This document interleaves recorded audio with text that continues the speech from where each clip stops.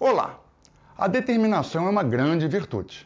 A grande pergunta é: como nos mantermos determinados, mesmo diante dos desafios da vida?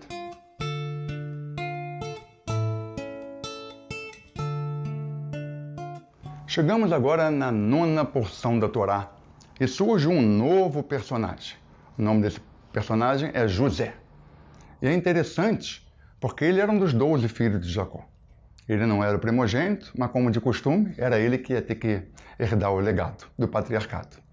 E acontece que em um momento, lá quando ele era muito jovem ainda, 17 anos, ele tem um sonho no qual os irmãos se prostravam para ele. E revela o sonho para os irmãos. Os irmãos ficaram com muita raiva, né? E assim que puderam, foram passear com ele no deserto e jogaram ele num poço. Ali ficaram na dúvida se matava ou não matava, acabamos negociando e venderam como escravo para o Egito. Ele vai como escravo para o Egito.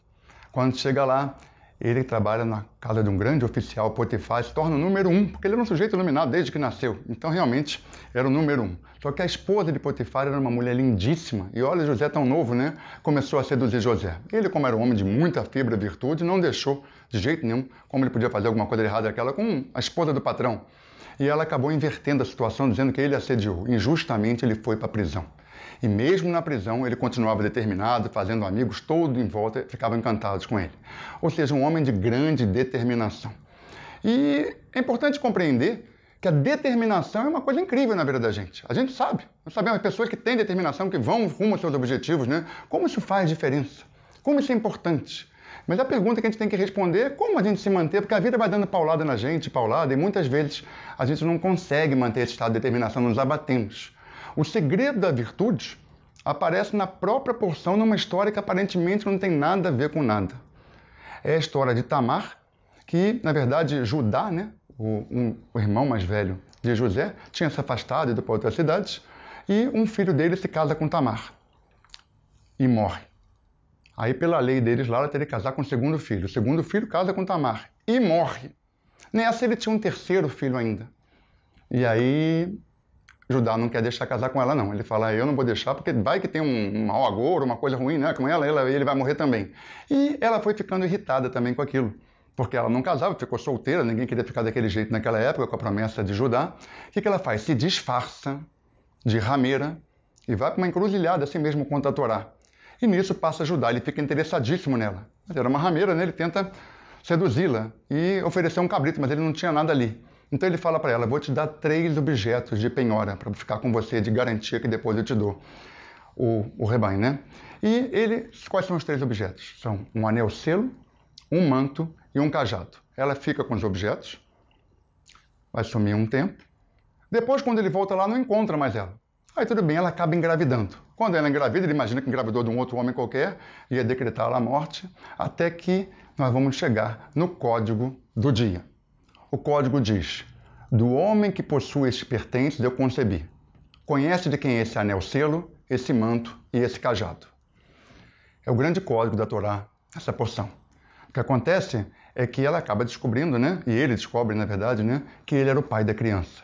Mas muito mais importante do que a historinha é o código desses 3 objetos. O anel selo, o que ele fala pra gente? Ele fala do propósito. São os segredos da determinação. Lembra da pergunta da aula, né? Como é que a gente pode tornar José também? O anel selo fala do propósito. Quando a gente tem um propósito maior, a vida pode ser difícil, a luta pode ser difícil, mas vale muito a pena. A gente tem um propósito maior.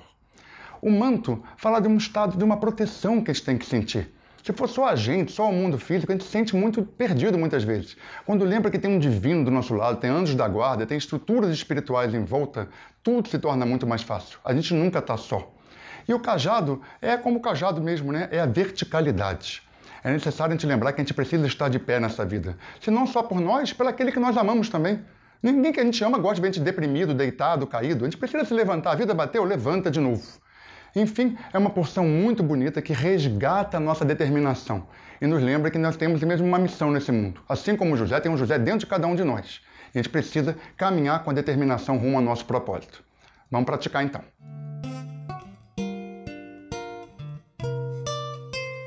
Então nós vamos encerrar essa aula que fala desse tema tão importante da determinação, fazendo a leitura do Salmo 121. É um salmo que a gente pode fazer todos os dias da nossa vida, para lembrar de onde vem a nossa força, né? A própria frase fala, ergo meus olhos para o alto, de onde virá meu auxílio. É uma frase bonita para ser repetida. Então vamos concentrar, vamos respirar mais profundo, para que o salmo saia de um lugar bem bonito, aqui do nosso coração. Um cântico para a ascensão. Ergo meus olhos para o alto, de onde virá meu auxílio. Meu socorro vem do Eterno, Criador dos céus e da terra.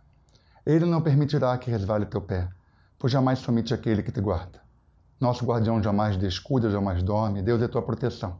Como uma sombra te acompanha à sua destra. De dia não te molestará o sol, nem sofrerás de noite sob o brilho da lua. O Eterno te guardará de todo mal, ele preservará a tua alma. Estarás sob sua proteção, ao saíres e voltares, desde agora e para todo sempre. Amém. A gente vai retomando, sentindo a força do salmo. Desejo uma ótima semana. Shavua Tov.